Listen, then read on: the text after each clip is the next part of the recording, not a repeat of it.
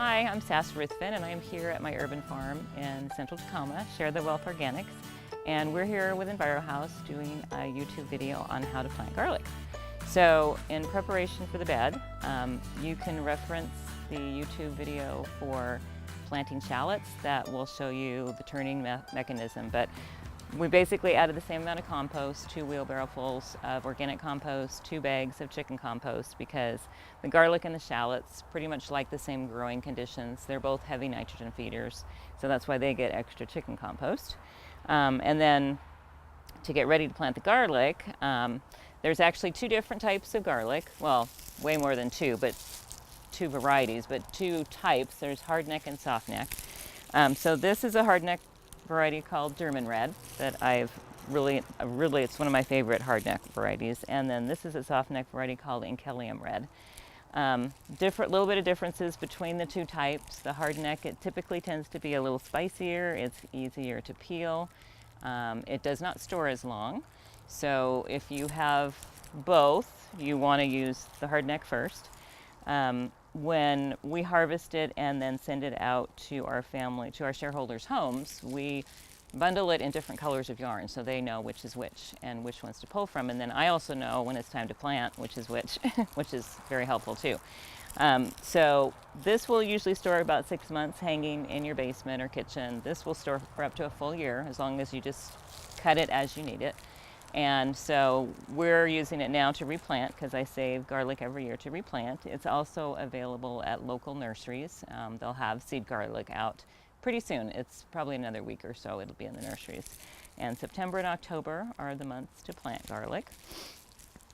So we've basically taken it apart. So you cut your pods off and then just separate it. And you don't want to try to peel it. You want the peel to stay on.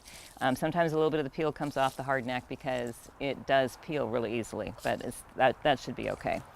So the most important thing in planting garlic probably is to make sure that the root end is facing down and not upside down, because sometimes it's a little challenging to tell, but it's the flat side that the roots will emerge from and the pointed side where the leaf material will come from. So for planting garlic, we do 5-inch spacing. So use my little yardsticks again and start off about 2 inches in from the edge. This way you can actually fit, this is a 4 by 8 foot bed and you'll be able to fit 169 pods of garlic in here. So very concentrated planting. It goes 5 inches solid in the bed. And so like the shallots, I just kind of poke it in, but don't poke it all the way under yet. I want to be able to see it basically so that I know where I've finished it. So your 5-inch spacing, and you go along basically until you fill up the whole bed, which we're only going to do a partial planting here just to give you an idea about what to do.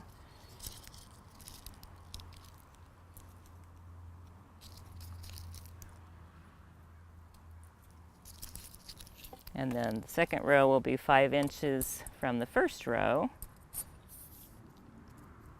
And still your 5-inch spacing with starting 2 inches in from each edge.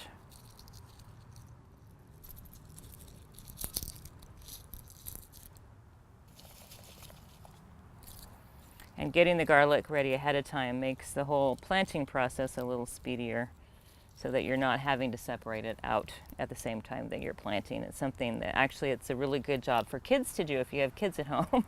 They like separating garlic. So once you fill up your entire bed, what you'll do is just push the garlic down until it's barely covered. So it's only going underground about 1 inch from the base of the garlic itself. You don't want to bury it too deeply, otherwise you'll have nice green tops but small bulbs. If the garlic and the shallots both are too far underground, they won't make a big bulb. So just get them all pushed under.